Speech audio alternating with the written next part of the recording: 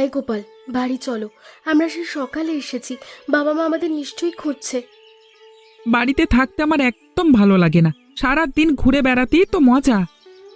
কি যে বলিস না, আজকে তো আমার মা ধরে পিটিনি দেবে। আমি সন্ধ্যার আগে বাড়িতে যাব না, তুই চলে যেতে পারিস।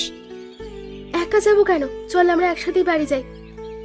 দিনা, ট্রেনের আওয়াজ শোনা যাচ্ছে, যাবি দেখতে? ট্রেনের আবার কি দেখে রে? রোজই তো যায়। আরে চল না। আচ্ছা, তুই যখন এত করে বলছিস তাহলে চল।